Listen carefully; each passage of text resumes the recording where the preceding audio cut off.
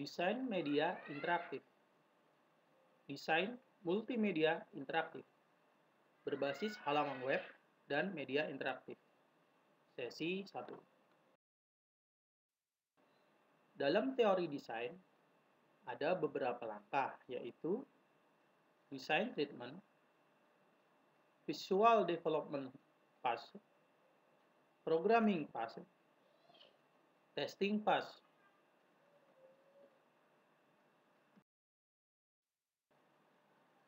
Design treatment merupakan sebuah istilah desain yang mengandung pengertian analisis tentang produk apa yang akan dibuat dan apa yang dibutuhkan untuk membuatnya.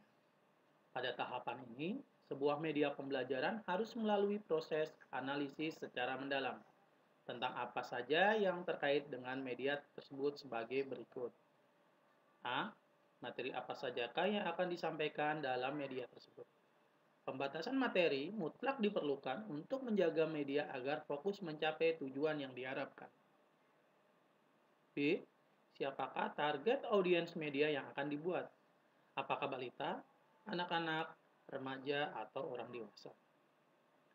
Penentuan target audiens digunakan untuk menetapkan pengayaan desain, kekompakan navigasi, dan interaktivitas.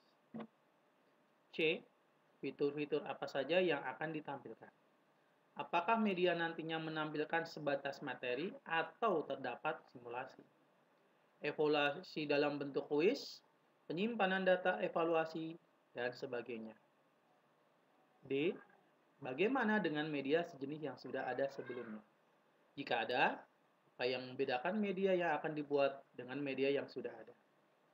Selain itu juga perlu dipikirkan fitur apa yang akan menjadi nilai tambah dari media tersebut, sehingga penggunanya mendapatkan manfaat khusus ketika menggunakan media tersebut.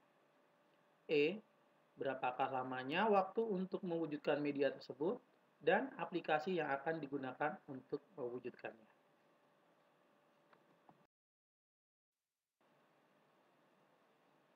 Semua hal yang terkait dengan ide yang akan kita wujudkan perlu didokumentasikan dalam bentuk catatan atau sebuah sket gambar untuk mempermudah gambaran Anda atau tim dalam mewujudkannya. Beberapa objek ditampilkan dalam format animasi berulang. Hal ini akan menimbulkan perhatian pada audiens, sehingga keinginan untuk mempelajari lebih lanjut semakin besar.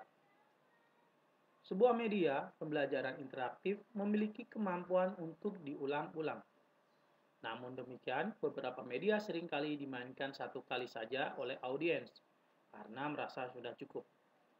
Agar media memiliki nilai pengulangan yang tinggi atau dalam artian audiens tidak cepat bosan, maka perlu ditambahkan kreativitas dalam menyampaikan materi dan visualisasi yang beragam.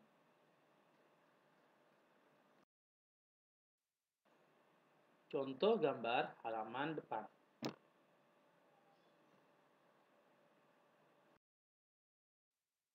Pada tahapan ini, aset visual dibuat. Aset visual meliputi grafik yang akan dipakai sebagai objek dalam media, efek visual, tipografi atau penggunaan huruf, dan grafik untuk keperluan interface atau antarmuka. Pada umumnya, tahapan ini lebih mudah dilakukan oleh desainer grafis karena membutuhkan skill grafis dan kepekaan estetik. Sebuah media pembelajaran interaktif merupakan produk dari multidisiplin ilmu, sehingga apabila pembuat media pembelajaran hanya menguasai pembuatan dan pengolahan materi, maka dibutuhkan tenaga grafis untuk mengerjakan tahapan ini.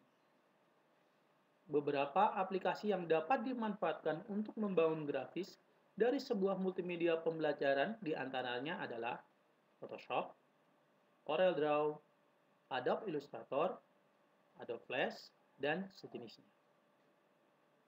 Penguasaan teknis terhadap aplikasi tersebut diperlukan agar tampilan multimedia pembelajaran yang dibuat menjadi lebih atraktif dan efisien dari sisi ukuran file. Pada saat ini, terdapat beberapa situs yang menyediakan aset grafis secara gratis maupun berbayar. Penggunaan aset yang sudah tersedia secara online dapat menghemat waktu dan biaya. Namun demikian, perlu diperhatikan beberapa aturan agar media yang dihasilkan nantinya menjadi lebih optimal sebagai berikut.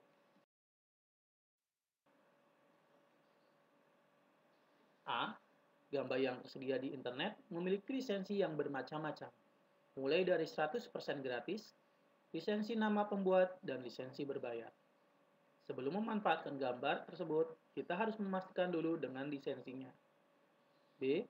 Gambar yang memiliki watermark menandakan bahwa gambar tersebut berlisensi dan tidak boleh dipakai tanpa izin. C. Gambar yang tersedia secara online memiliki variasi tipe grafis. Pada dasarnya, tipe grafis ada dua jenis, yaitu vektor dan bitmap. Vektor merupakan gambar yang terbentuk atas beberapa kurva, sedangkan bitmap terbentuk atas titik-titik yang berwarna. Karena dapat perbedaan yang signifikan antara gambar bertipe vektor dan bitmap, maka diperlukan kemampuan dalam mengolahnya. D. Setiap gambar yang tersedia secara online memiliki ukuran tertentu. Untuk gambar bertipe bitmap, harus dilakukan penyesuaian ukuran sebelum gambar dipakai dalam media. Gambar yang terlalu kecil akan terdistorsi jika diperbesar. Dan sebaliknya, gambar yang terlalu besar akan memakan banyak memori dan ukuran file sehingga tidak efektif. E.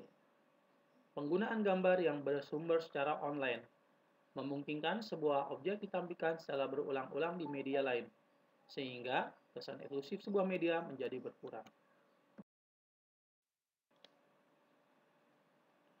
Pemrograman diperlukan dalam sebuah aplikasi.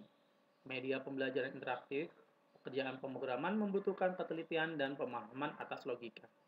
Pada umumnya, kegiatan pemrograman dapat dilakukan dengan mudah oleh programmer. Namun, khusus pemrograman multimedia, pembelajaran dapat dilakukan oleh non-programmer karena tidak membutuhkan kode yang terlalu panjang. Untuk mempermudah pemrograman, dapat digunakan sistem flowchart. Flowchart adalah suatu bagan dengan simbol-simbol tertentu yang menggambarkan urutan proses secara mendetail dan hubungan antara suatu proses atau instruksi dengan proses lainnya dalam satu program. Perhatikan contoh flowchart berikut. Contoh gambar flowchart.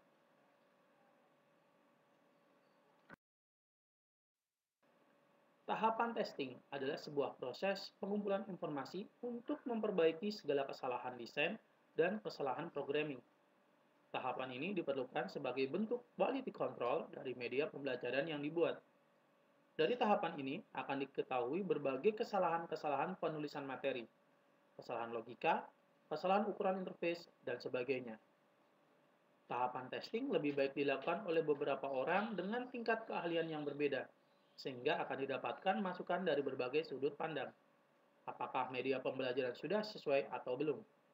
Dari masukan-masukan tersebut, dilakukan perbaikan ulang. Untuk memperoleh hasil akhir yang benar-benar siap untuk dipublikasikan. 1.